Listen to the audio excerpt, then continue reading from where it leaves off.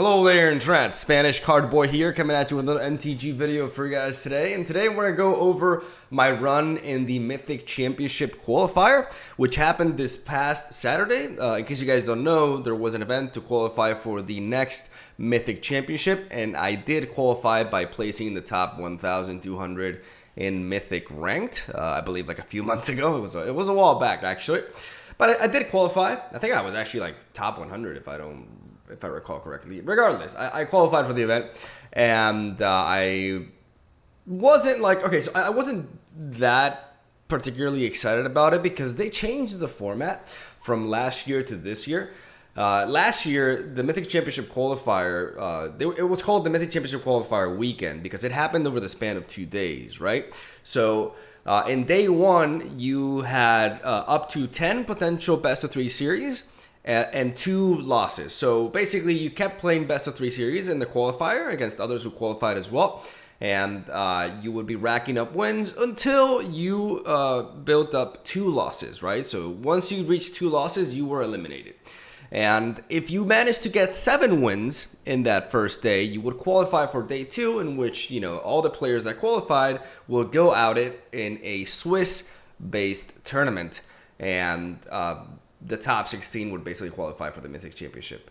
And this time around, they changed it and they made it only occur in 1 day. So it resolves in 1 day, and the way it does is you have to basically get 10 wins the first day. So you have to go, worst case scenario, 10-1 to qualify for the Mythic Championship, which I think adds a whole nother layer of variance to the whole event. And I think even if you have the best preparation and you are the best player in the world, you make absolutely no mistakes and play the best every single time, you still are quite susceptible to variance, luck, just getting in the way. Because sometimes in Magic, you know, this happens to all of us. We go into a best of 3 series, and even though we're playing best of 3, we get significantly mana screwed or mana flooded, and we have non-games happen. So if you are unfortunate enough for that to happen to you like once or twice, then you're out of the tournament, regardless of how well your deck was and how good your preparation was. And there's been a lot of pro players and streamers like Crokies, for example, have voiced their opinion on this, and I agree with all of them, really. I'm not a fan of how they executed the Mythic Championship Qualifier, which is why you did not see me talking too much about it in my YouTube, for example, even though I did upload a video talking about the deck that I would be bringing, and this is the list that I ended up bringing to the event. Spoilers, I went 4-2. So I was eliminated in my 6th game, and I think we did pretty decently, but unfortunately I lost 2 mirror matches to Jun Food, are the games that I lost, and both I basically just lost to luck.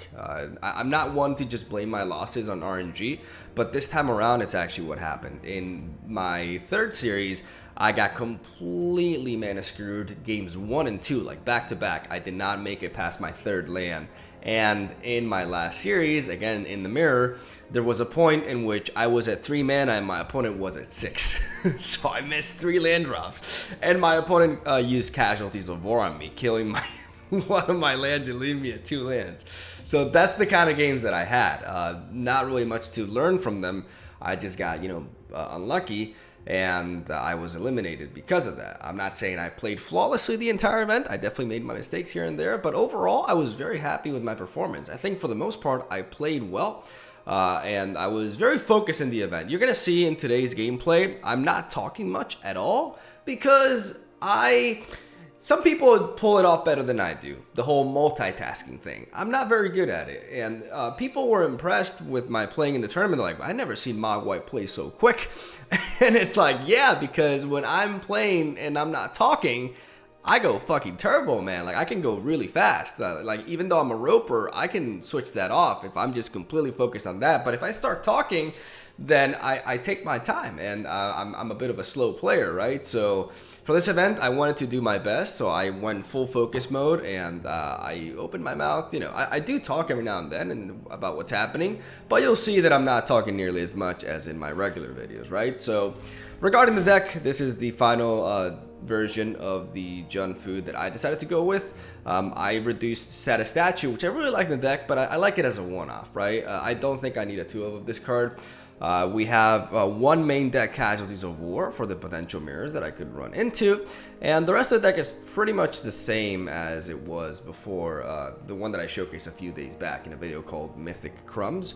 When it comes to the sideboard, I did incorporate Legion's End because I was expecting some banned and adventure decks in general to come by, so I wanted to be able to answer that and Rakdos aggro decks. I think Legion's End is very good in both matchups because against the adventure decks, we target the Innkeeper with it, and against aggro decks, we target whichever 1-drop or 2-drop they're going crazy on. So.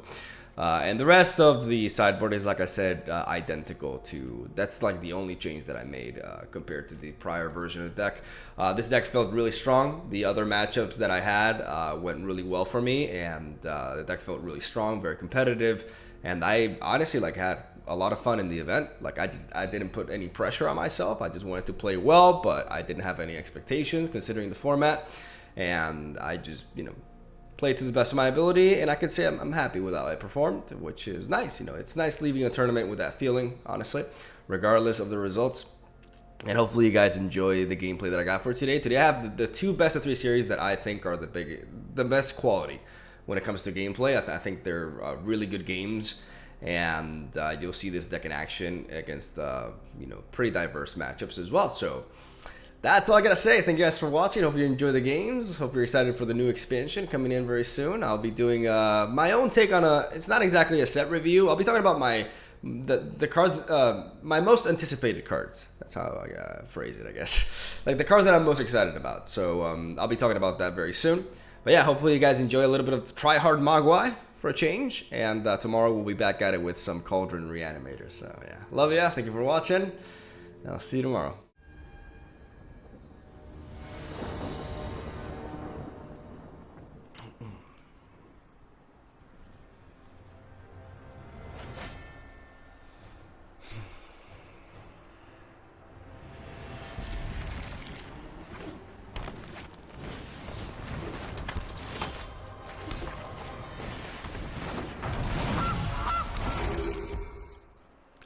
Bit of a land heavy hand.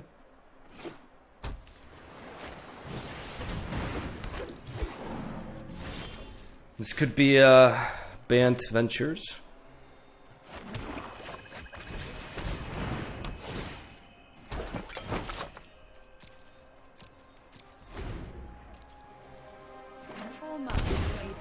What's your favorite card from the new set spoilers?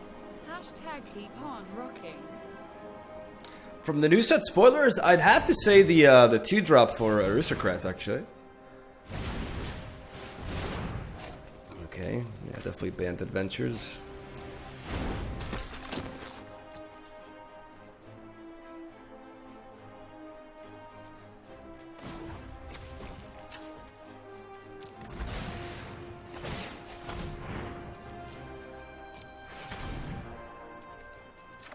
Oh, holy mother of flood. Jesus.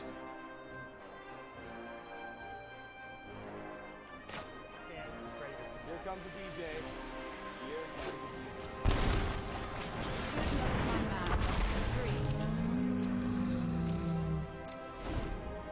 At least Brontodon can enable me to trade into Nisa's lands, so like he can't attack with lands basically. We're cheering for you, my boy. Good luck. Thank you, Gambef. There's a lot of good stuff that I can hope for here.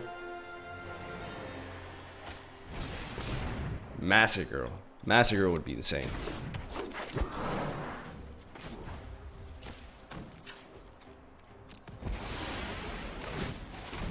Even though if I search for it now, I can't cast it, but yeah, look at all the flood that I'm preventing, man. Ah, preventing. Jesus.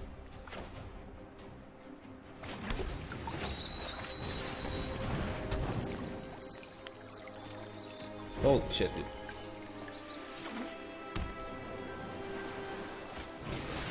Here she is. We will not fail.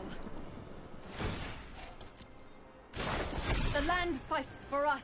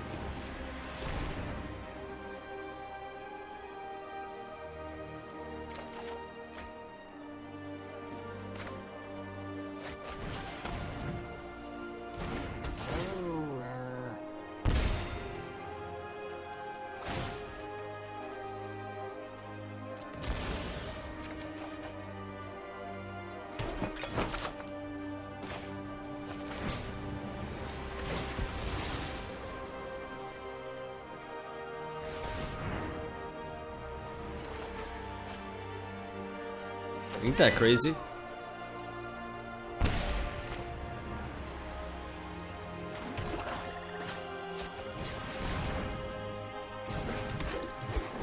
Ain't that crazy?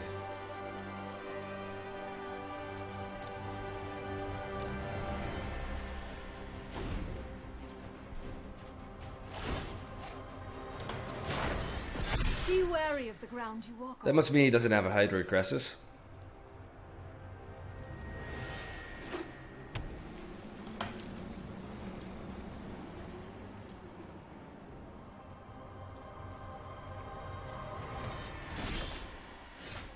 Alright.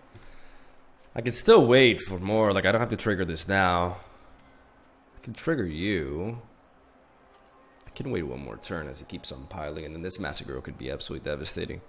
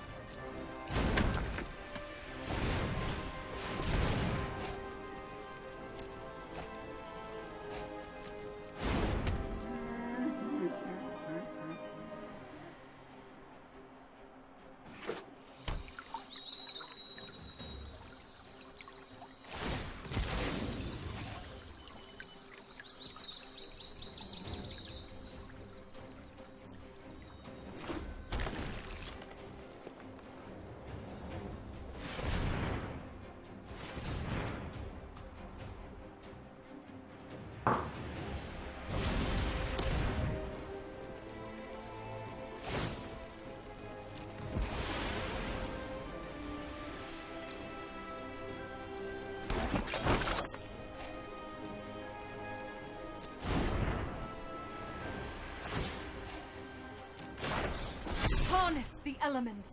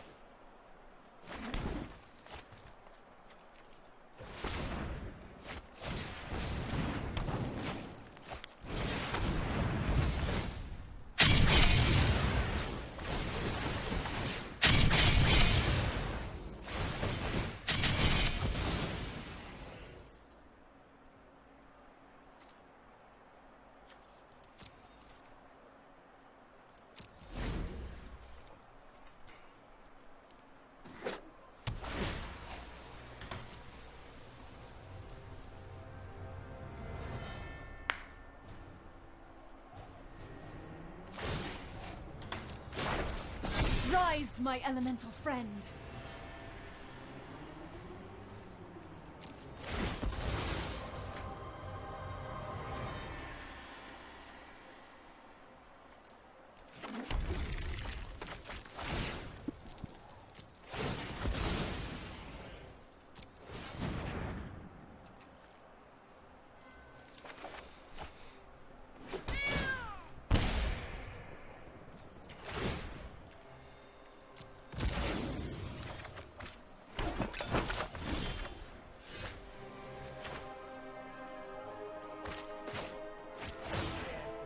Here comes the DJ.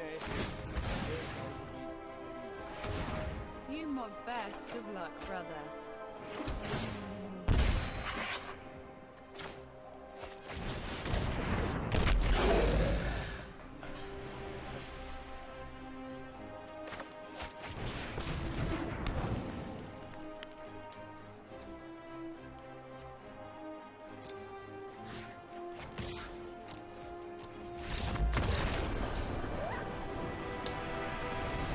Massacre for the win. Holy mother of flood, dude. Alright.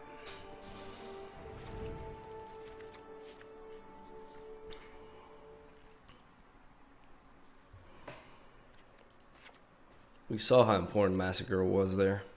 But does that warrant the third copy of her? I mean, she's always amazing here, isn't she? He's definitely bringing in the he's bringing in the Aether Gust. I think 2 Corvold is fine. I think Brontodon was secretly MVP there. But now that we're running in all this, I think we're better off doing it like this now. What about Wicked Wolf? Nah, not good here.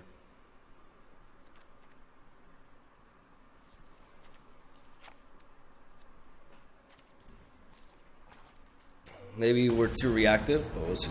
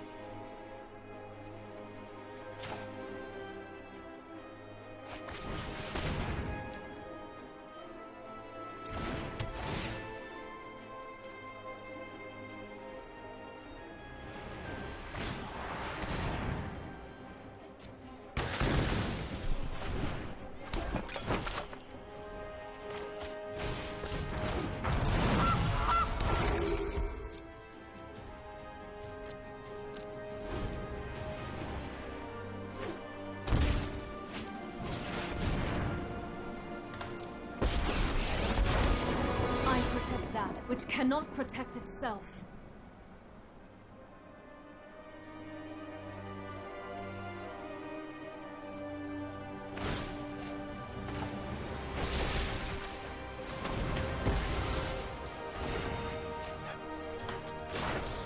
Behold, nature's true power.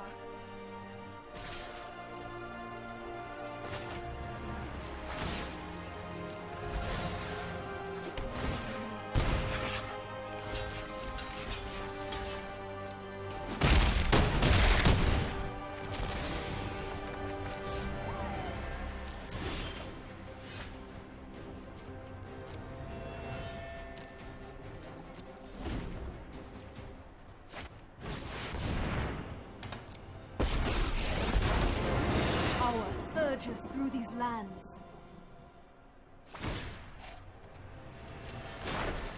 The land shall conquer you.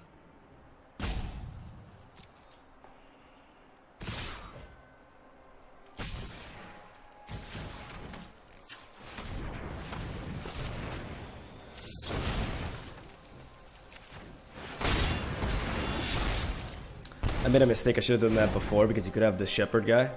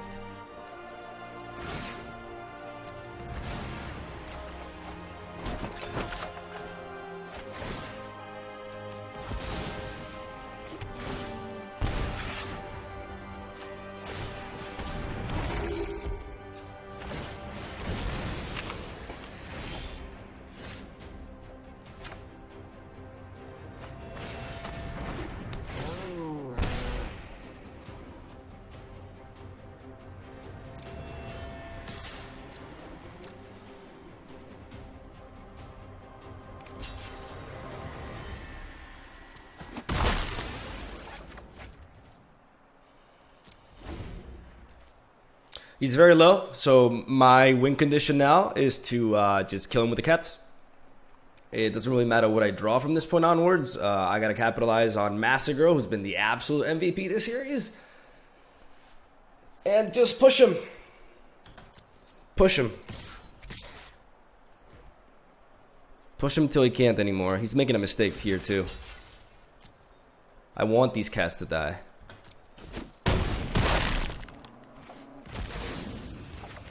This engine is unstoppable unless he has health gain. Or, you know, he destroys my oven.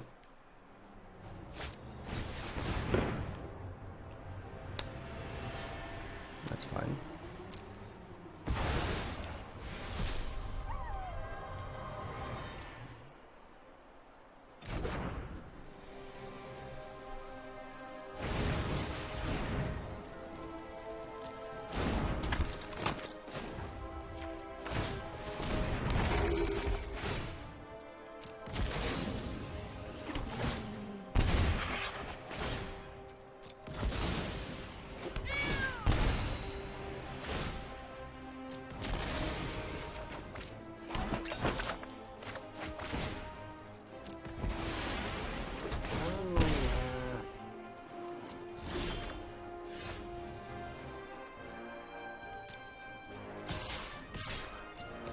That's game. Checkmate.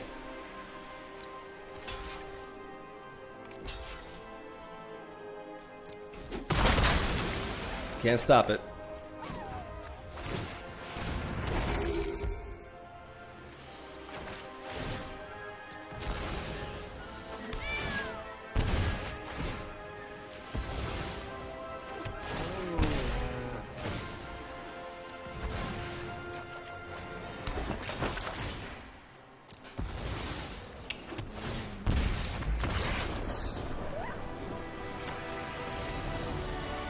Nice.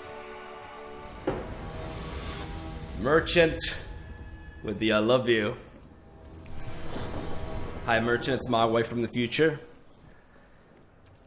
Love you too, bruh. You and your beard. Alright, let's keep this. It's a 2-lander, but we got the bird. Bird is good. Thanks for coming to the Tech Talk. We can bird turn 1. If we don't draw anything relevant, we can create a food turn 2, and then follow it up with one of our 3 drops. We have quite literally all of our 3 drops available to us, so we can choose depending on the scenario.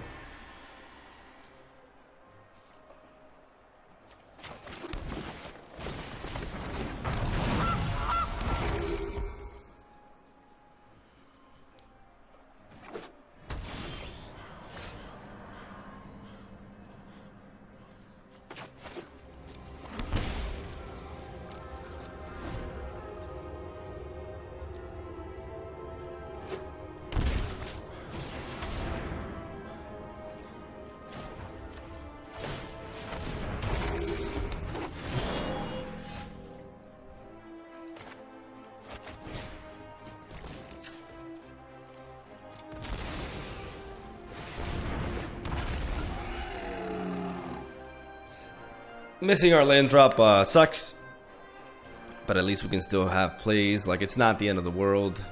I would really like to draw land next turn though, but you get what you get. Golgari Adventures.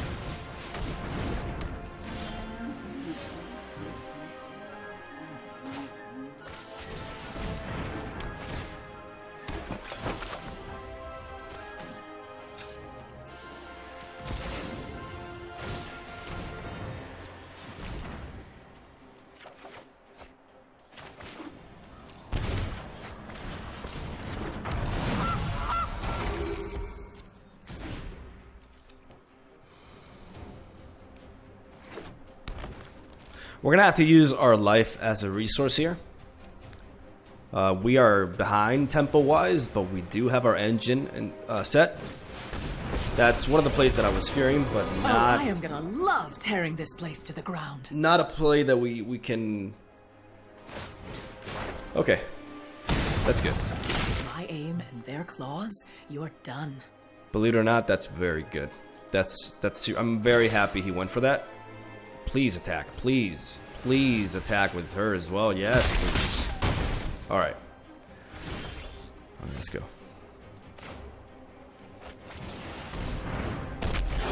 There are several options we have here. I think I ping you down and I ping you down. Even though we give him the Paradise Druid there. I'd love to take that too, but the question is, do I just go for the Murderous Strider? Do I just go for full temp? I think I do that. I think I just deal with this board in its entirety.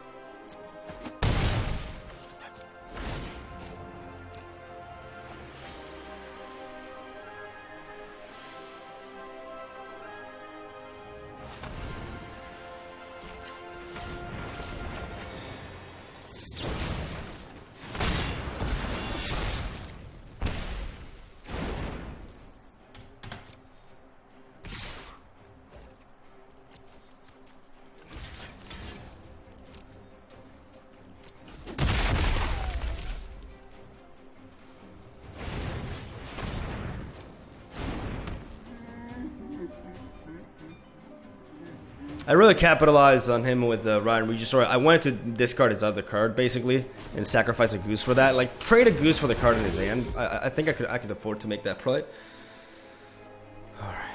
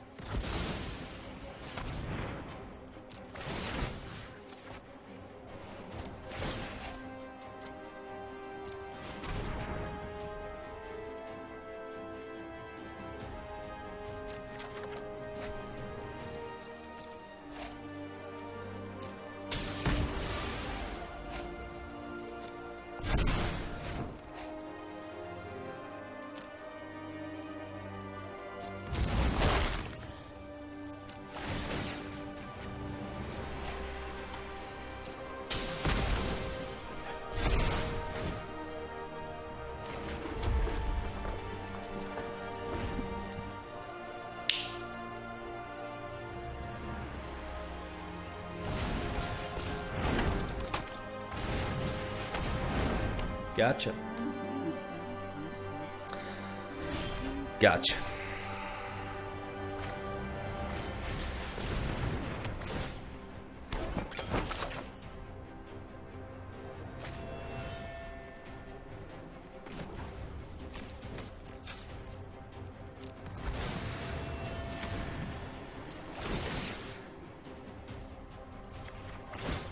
Just in case.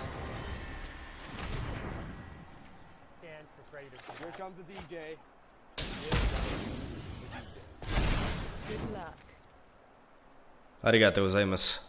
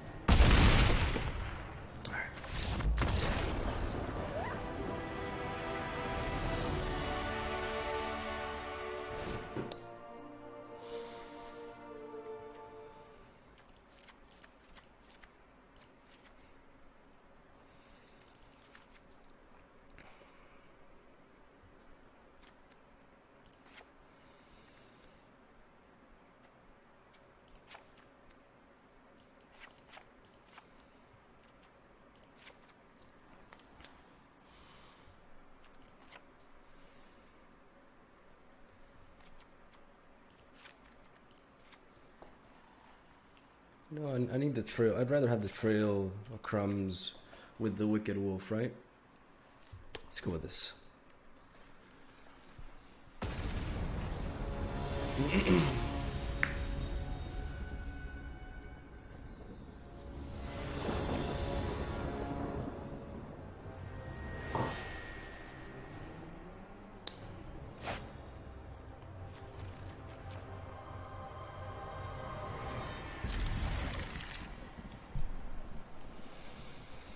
We obviously keep this in.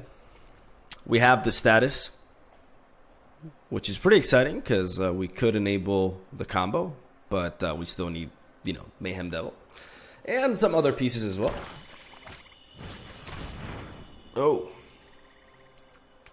Trail. Unless he's really scared of status. No, he's underestimating it.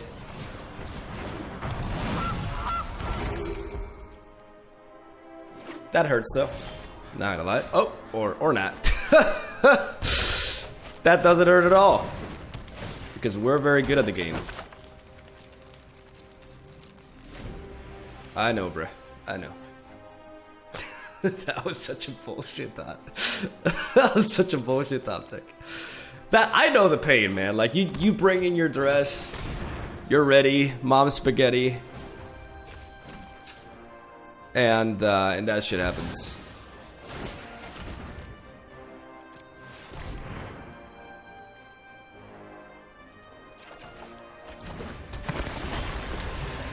I'm gonna take the wolf.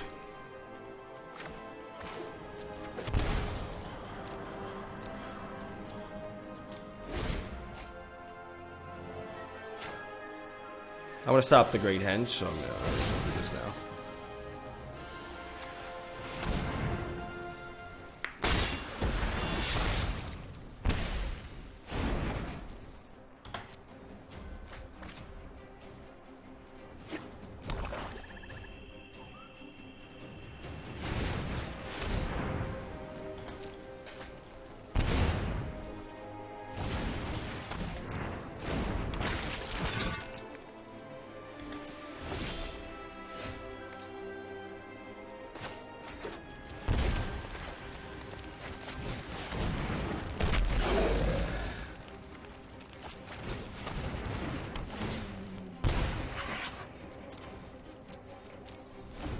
We're inside, boys. The question is, does he see it coming?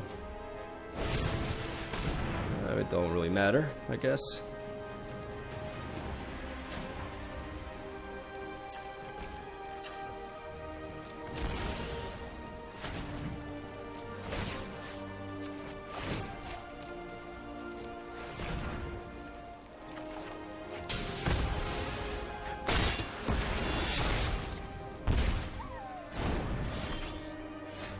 Beautiful, beautiful, beautiful, beautiful.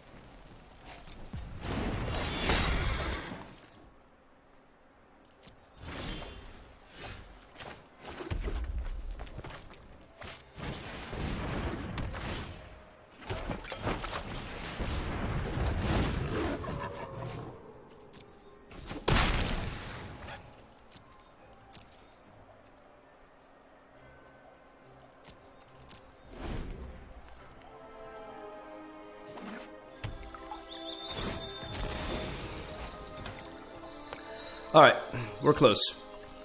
We're in a very strong position here. I'm not gonna trigger that food until he threatens my Wicked Wolf. We have to play this smart. We're in the driver's seat right now. We haven't taken as much damage. He is just running out of steam completely. He relies on stuff like Great Henge to go nuts, and that's why I feel comfortable having Statue in my hand. Because this is just a very flexible source of removal. Or it could be like a crazy, you know, Omaiwamu Shindaru Mayhem play. Very powerful card to have in my hand right now.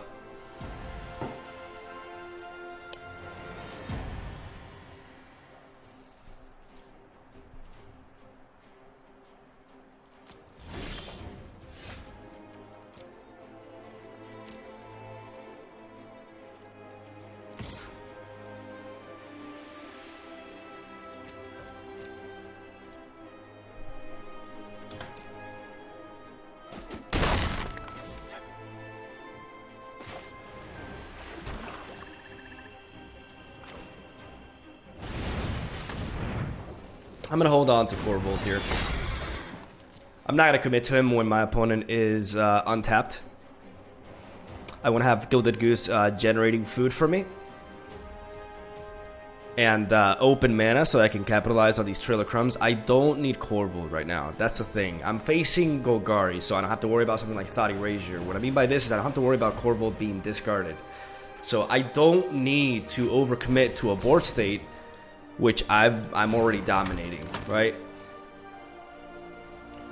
Instead, I can capitalize on this stalemate right now and fill up my hand with cards. Though I do need to do something about that Edgewall Innkeeper. Okay. Well, I may as well just do this then.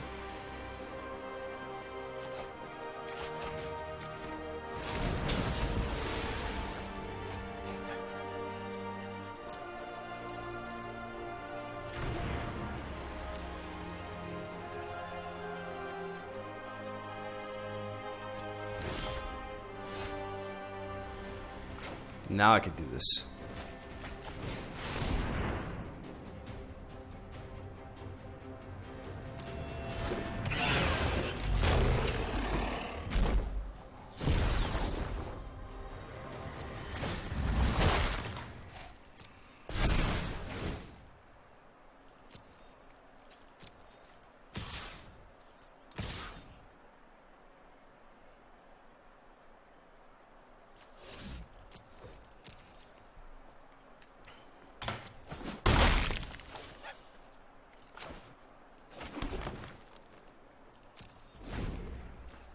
Let's play Corvold now.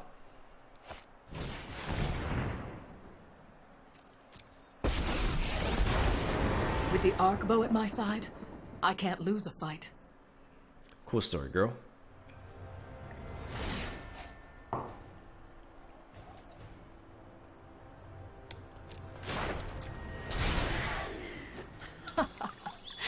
Stomping time.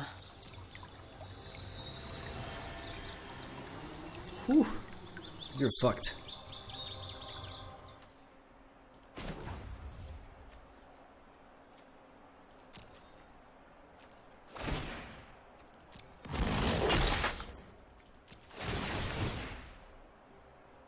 Could have an Noxious Grasp, so I have to keep 2 mana open still.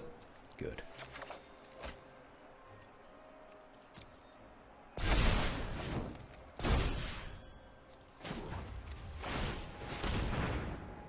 Only resource I'm running low on. Okay, you're dead. You're dead.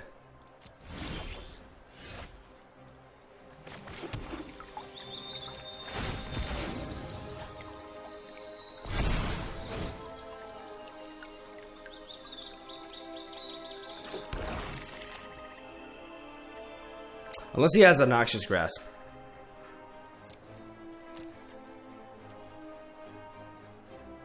If he has a Noxious Grasp, this could be a good bait.